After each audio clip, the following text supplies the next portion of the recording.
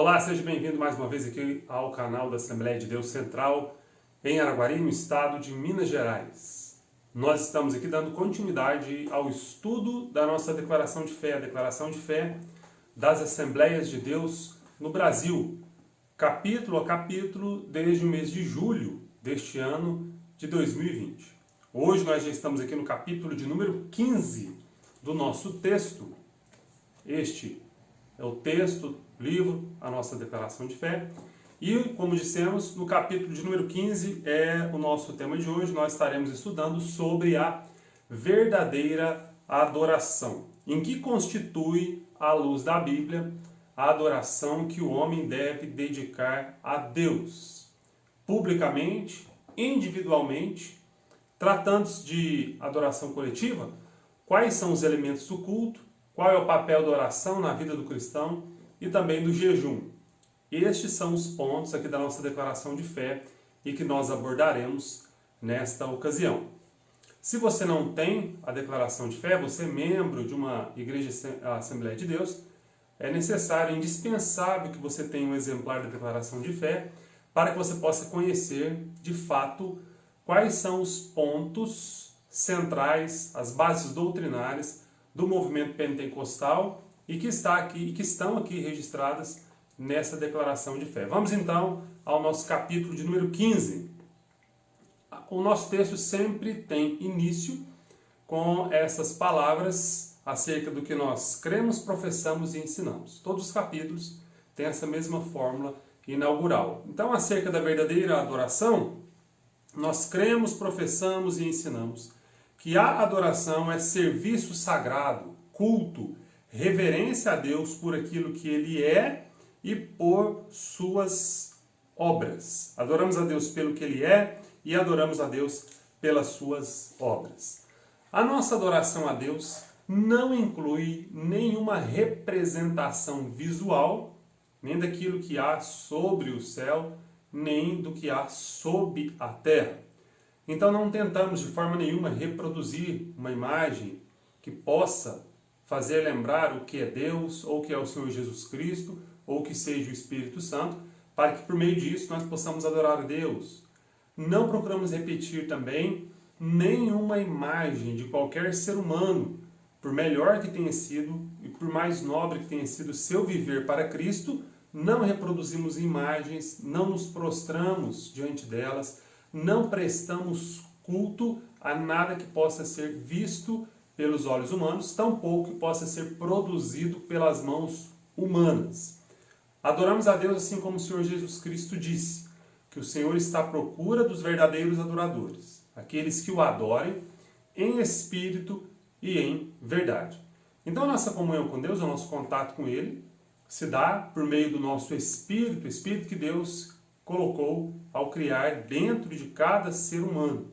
Também a nossa adoração a Deus se dá de forma verdadeira, quando na nossa vida diária, na nossa prática, aquilo que nós vivemos diante de todos os homens reflete verdadeiramente a vontade de Deus. Deus é louvado, Deus é adorado também por meio das nossas ações. Vamos ao nosso item de número 1 da nossa declaração de fé e estamos lá na página de número 144. A adoração pública e também coletiva. Diz assim sobre este ponto a nossa declaração de fé. A adoração pública é a atividade de glorificar a Deus em coletividade e serve também para comunhão, despertamento, exortação, edificação da igreja. Essa adoração pública é realizada com ordem e decência para que os descrentes reconheçam a presença de Deus no culto e para que somente Deus seja adorado no culto na igreja. Então a adoração pública que o autor faz referência aqui no nosso texto é quando nós nos reunimos em um culto público previamente marcado para que nós possamos lá no culto adorar a Deus, prestar a Ele culto. Reúnem-se as pessoas que pertencem ao corpo de Cristo, os cristãos, mas também aqueles que são descrentes são convidados para participarem da reunião. As portas são abertas para que eles possam, juntamente com os salvos, ouvir a palavra de Deus, participarem dos louvores, ver aquilo que o povo de Deus faz ao estar reunido e também ter a oportunidade de render-se a Jesus Cristo, crendo nele como seu único e suficiente Salvador. O texto da nossa lição nos diz, ou melhor, a declaração de fé nos diz, que essa nossa reunião é realizada com ordem e decência. Qualquer reunião, seja ela de caráter religioso ou não, há a possibilidade de desvirtuamento, de desvio daquele propósito que foi originalmente estabelecido. Sendo assim, independente de qual desculpa se dê para a desordem, aquele que está à frente do trabalho, o pastor da igreja local, aquele que dirige a reunião, deve tomar atitudes a fim de que o culto ande, caminhe debaixo, dentro dos padrões que são estabelecidos pela Bíblia Sagrada. Mais à frente nós falaremos acerca do exercício dos dons espirituais, por exemplo, no culto pentecostal, o que é bíblico e o que é necessário também. Então, no número 1, sobre a adoração e o culto coletivo, nós também rejeitamos toda a ideia de que os anjos tomem uma posição de privilégio do culto. Rejeitamos também a possibilidade de que o homem tome uma posição privilegiada no culto. Então, os louvores e a pregação da palavra de Deus devem ter como único objetivo adorar a Deus, glorificar a pessoa de Jesus Cristo, colocá-la no centro de tudo aquilo que é feito na casa do Senhor. O homem não deve ser adorado, anjos não devem ser adorados, não devem ser supervalorizados, mas Deus sim deve receber toda a honra e toda a glória. E toda providência também nós esperamos que venha de Deus, porque há reuniões em que nós também estabelecemos propósitos, objetivos, por exemplo, de oração em favor de alguma pessoa, cultos também de ações de graças, seja qual for a finalidade da reunião pública, Deus nunca deve deixar de ser o centro, o único a receber a adoração e o louvor da sua igreja. No item de número 2 do nosso capítulo de número 15, o autor nos falou aqui sobre a adoração individual. Nós adoramos a Deus como crentes individualmente em todo o tempo. Parte da igreja, então, ou melhor, a igreja local, parte da igreja universal, ela se reúne em determinados lugares, com data e hora previamente estabelecidos, e ali prestam culto a Deus. Entretanto, fora dos padrões ou fora dos limites do templo local, o crente continua sendo um adorador. E ele, individualmente, deve prestar o seu culto a Deus e adorar a Deus. Em todo o tempo nós somos chamados a adorar a Deus. Quer comais, quer bebais, quer façais qualquer outra coisa, diz o texto sagrado, seja para a glória de Deus, seja para o louvor de Deus, seja para que o Senhor seja glorificado. Então o crente individualmente ele deve adorar a Deus em toda e em qualquer circunstância. Sozinho, ele deve buscar a Deus, deve adorá-lo em oração, em louvores, em exercício dos dons espirituais, aqueles que comportam o seu exercício, estando o indivíduo sozinho. O crente deve, com as suas atitudes, no meio dos descrentes, no ambiente familiar, no ambiente de trabalho, no ambiente de estudo, deve glorificar a Deus com a sua vida. Um ponto interessante que o nosso texto do capítulo de número 15 da declaração de fé deixa claro é este. Negamos que a adoração e a espiritualidade de alguém possam ser medidas, percebidas ou avaliadas exclusivamente pelo exercício dos dons espirituais. Não há como mensurar a espiritualidade de alguém, dizer que ele é mais ou menos espiritual a partir do exercício dos dons espirituais. Quem recebe dons espirituais recebe para servir a Deus e não para se colocar numa pretensa, suposta posição de superioridade hierárquica. O próprio Jesus Cristo disse aos seus discípulos e ensinou bem claramente que veio para servir e não para ser servido. Essa também deve ser a nossa posição enquanto seguidores do Senhor Jesus Cristo. A adoração individual nos convida, nos exorta a buscar uma vida de santidade diante de Deus, rumo ao padrão que o Senhor quer para todos os salvos. O número 3 da nossa declaração de fé neste capítulo nos fala sobre os elementos do culto. E diz assim o texto: nossa liturgia é simples e pentecostal, como o modelo do Novo Testamento. 1 Coríntios 14, 26 nos diz: que faremos, pois, irmãos? Quando vos ajuntais, cada um de vós tem salmo, doutrina, revelação e língua. E outro tem ainda interpretação. Faça-se tudo para edificação. Estes elementos, então, os salmos, doutrina, revelação, exercício do dom de línguas e sua interpretação, fazem parte do culto pentecostal. Em regra, nós podemos adotar um padrão que normalmente é observado, que é o seguinte, que consiste em oração, louvor, leitura bíblica, exposição das escrituras, também testemunho por parte de alguém, individualmente, contribuição financeira na modalidade de ofertas e dízimos. Normalmente, essa liturgia do culto pentecostal é observada. Inicia esse culto com uma oração. Muitas igrejas têm o costume de orar antes do início estabelecido oficialmente para o culto. Há uma oração inicial, cânticos da harpa cristã, leitura bíblica, concessão de oportunidades para que conjuntos ou pessoas individualmente também adorem a Deus com louvor ou deem um testemunho que edifique a igreja, a exposição, pregação da Bíblia Sagrada, a contribuição, ofertas, dízimos e apelo também nos cultos para que os descrentes creiam em Jesus, ou às vezes também até um apelo para que alguém faça um concerto com Deus, que reafirme os seus votos de obediência e corrija aquilo que deve ser corrigido para continuar persistindo na fé e na santificação. Ao final, uma oração e despede-se o povo com a bênção apostólica. Normalmente, pode-se observar esse padrão litúrgico de culto. Então, o número 3 nos fala dos elementos do nosso culto. Está lá na página de número 145. Como o texto de 1 Coríntios 14, 26 fala, há a possibilidade, então, no culto, do exercício dos dons espirituais. No culto, então, pentecostal, há sempre lugar e espaço para o exercício dos dons espirituais.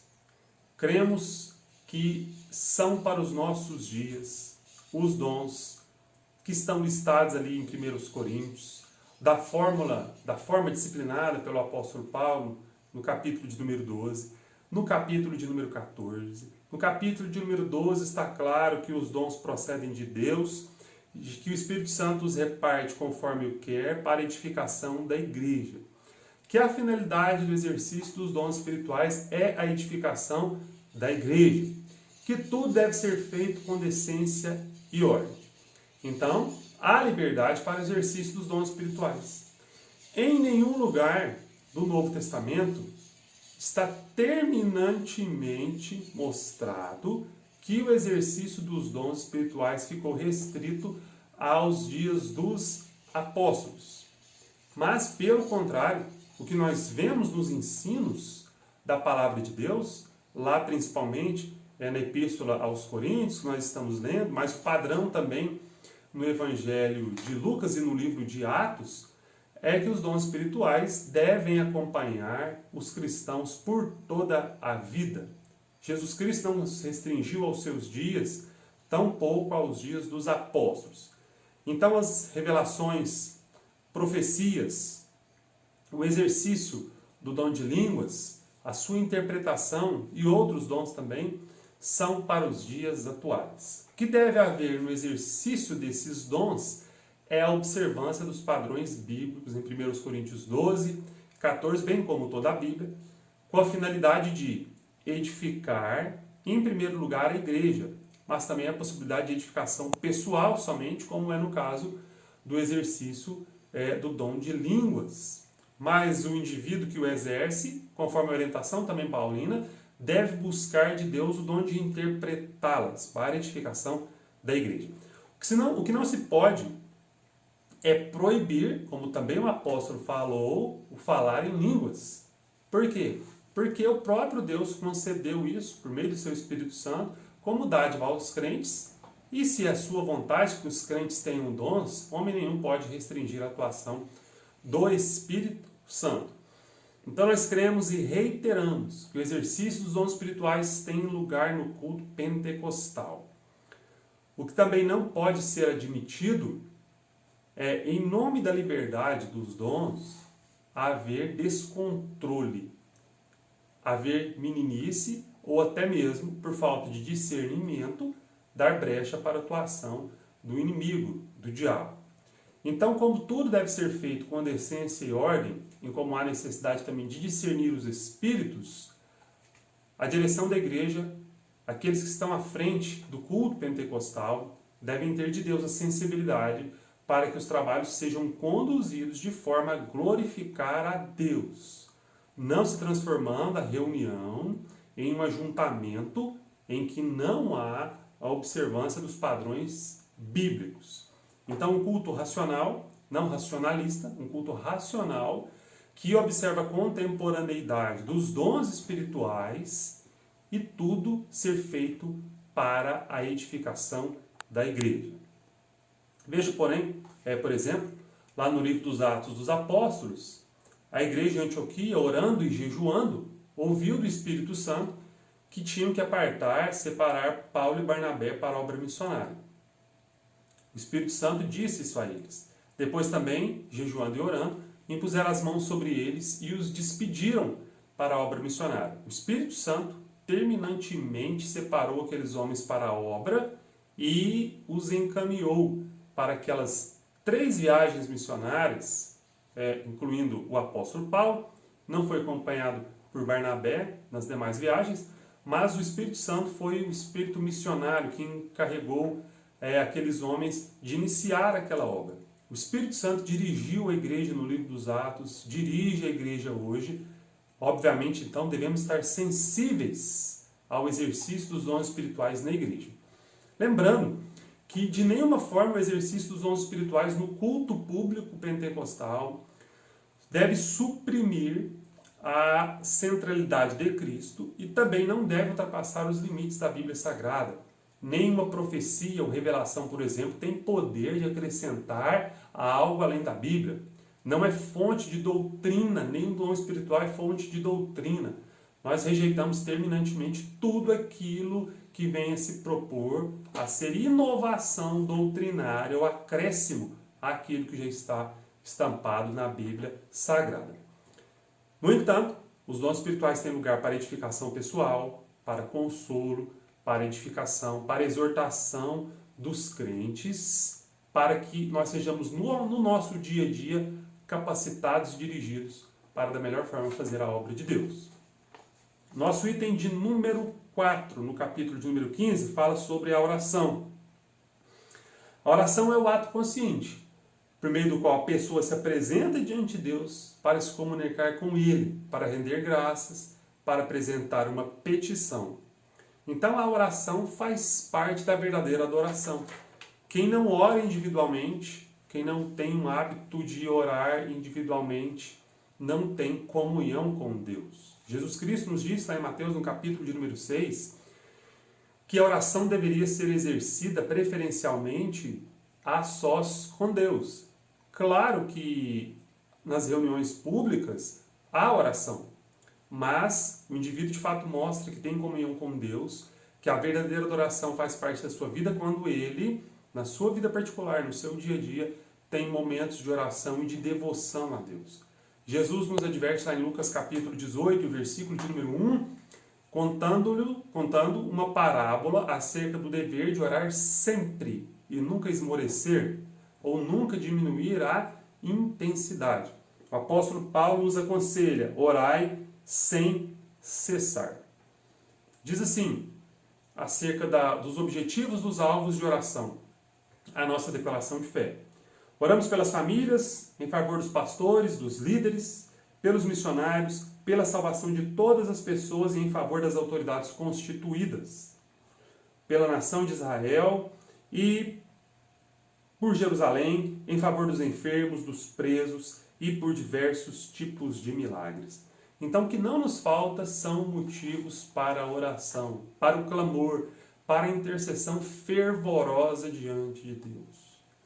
A Bíblia nos aconselha, nos fala, nos adverte: levai as cargas uns dos outros A Bíblia nos manda orar pelas autoridades constituídas. A Bíblia nos fala do exemplo de orar pelos enfermos. A Bíblia nos fala, na verdade, da necessidade de uma vida de oração constante, ininterrupta. Esse é, de fato, um exemplo, uma prova de uma verdadeira adoração na vida do cristão. Uma vida de oração.